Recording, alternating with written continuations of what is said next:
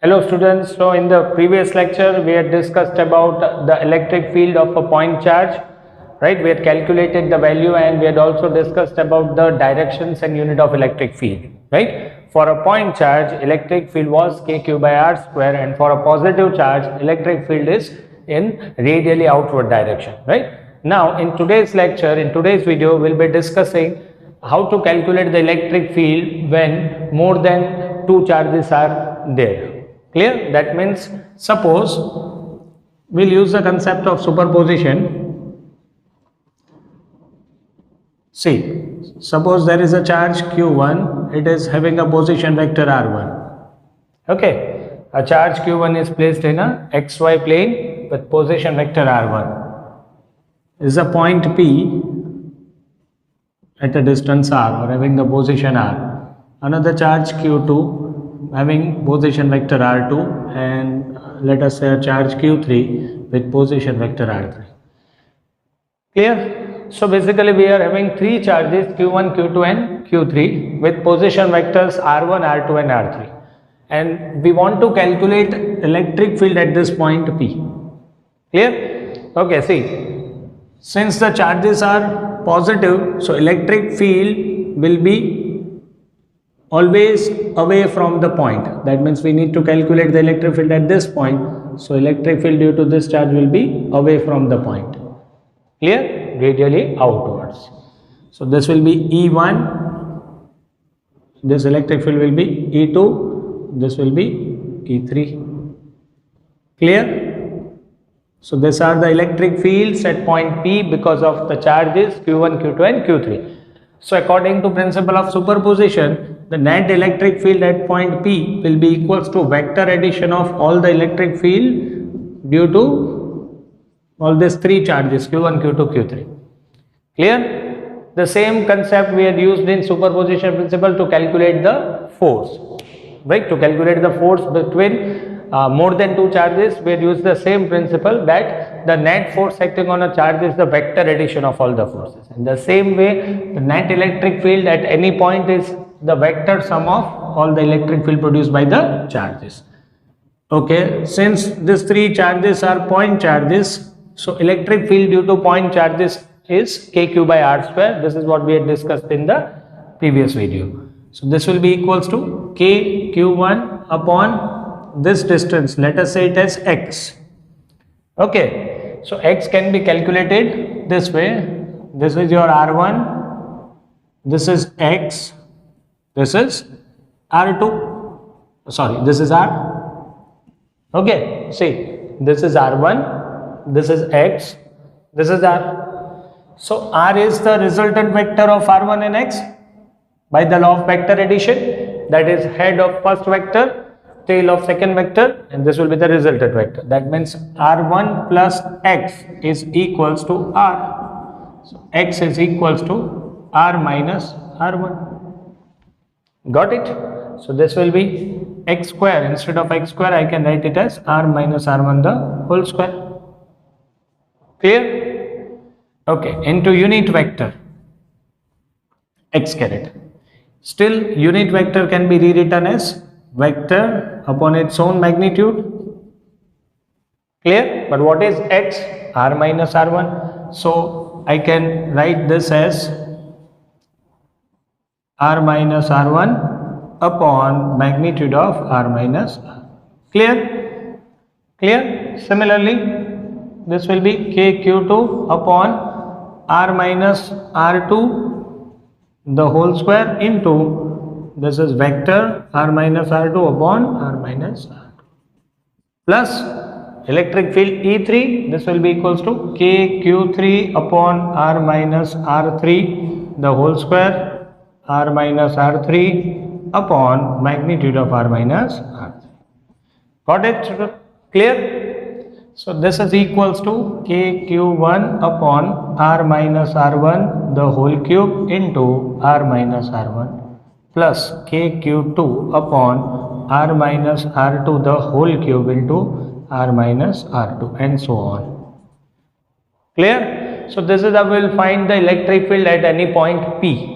right? That is, it will be equals to the total vector sum of all the electric field produced by the charge at that particular point. Clear? We can rewrite this in a symbolic manner also, but that's fine. Clear? Now we'll solve few questions based on this concept, right? That means how to calculate the electric field due to the charges. That means suppose. But yes, students, remember the thing, for a point positive charge, electric field will be radially outward. That means away from the point. And for a negative charge, electric field will be radially inwards. That is towards the point. Clear? Suppose we can take any example. We are given two charges. Let us say this as 3 microcoulomb. Let us say this as minus 2 microcoulomb. Let the separation between them be 20 centimeter. Okay. Now we are being told to calculate the electric field at the midpoint. Suppose at point P. Right? This is the midpoint. So then this distance will be 10. This will be also 10. Okay. So see, electric field at point P, as per superposition principle, electric field due to positive charge, electric field due to negative charge. Okay. For this plus 3 microcoulomb, electric field will be in this direction, away from the point. This is your charge, this is the point, this is the charge. So electric field will be away from the point. Got it? And here the charge is negative. So electric field will be towards the point. Clear? So electric field E1, because of this charge 3 microcoulomb, will be in this direction. E2, electric field due to minus 2 microcoulomb, will be in the same direction. So both the electric fields are in same direction, because this is negative charge, and for a negative charge electric field will be towards itself. Done? So this will be now kq1 by r square plus kq2 by r square. Since both are in the same direction, we'll directly add up like scalar quantities. Okay, substitute the values. Q1 is 3 microcoulomb, r square, r is 10 centimeters, so that will be 0.1 meter plus 2 into 10 raised to minus 6 upon 0.1 the whole square. Place the value of k as, the k is Coulomb's constant, so it will be 9 into 10 raised to 9. Solve this, you will get the electric field at point P. Got it, students? Clear? Okay, let us solve another question. See, suppose you are having two charges. Let us say Q1, you can take any value. Let us take Q2. Suppose I'll take this as 2 microcoulomb, okay, and this as minus 2 microcoulomb. Let this be an equilateral triangle of side of length L. Now suppose you have been told to calculate electric field at a point A, at a point B, and at any point C. Okay, so now we need to calculate the electric field at point A, point B, and at point C. Clear? Okay, I'll mark the distances. That means let us take this as point 1, this as point 1, and let us take the length. You can take any length, 0.2 suppose. That means this is 0.2. Okay? Clear? Fine. So now we are being told to calculate the electric field at point A, B, and C. Okay, so suppose at point A, see, this is positive charge. So for a positive charge, electric field at point A will be away from the point. So electric field will be in this direction, E1. Got it? This is for positive charge. In the same way, electric field at point A, due to the negative charge, this will be along itself, that is E2. Got it, students? For a positive charge at point A, electric field will be away from the point. For a negative charge at a point A, it will be towards the point. Clear? So finally, electric field at point A will be obtained by E1 minus E2. See, now both the electric fields are in opposite direction, so we need to subtract it. It will not get cancelled because the magnitudes are different. Like E1, this will be equals to K Q1 upon R square, but R square is 0.1 the whole square. Got it? Minus K Q2 divided by R square. So R square will be this distance, this. So this is 0.1, this is 0.2, so it will be 0.3. Clear? Solve this, you will get electric field at point A. Now similarly, we have been told to calculate electric field at point B. See, this is positive charge. Clear? This is the point. So for a positive charge, electric field will be away from the point. So it will be in this direction. Clear? And this is negative charge. And for a negative charge, electric field will be towards itself. Okay. So at point B, E2 will be also in the same direction.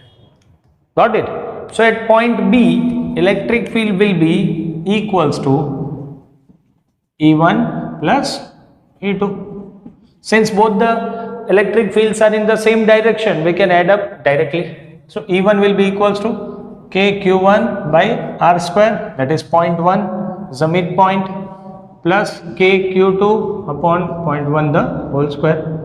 Is your answer. Clear? Convert your charge microcoulomb into coulomb, 10 raised to minus 6. Now, electric field at point C. This is clear, students? Electric field at point A, electric field at point B, now electric field at point C. See, this is your positive charge, this is your point C, so electric field will be away. Done. As your negative charge, electric field at this point will be towards this way. This is your E1, this is your E2. Okay, so now we'll have to draw the components. Okay, see,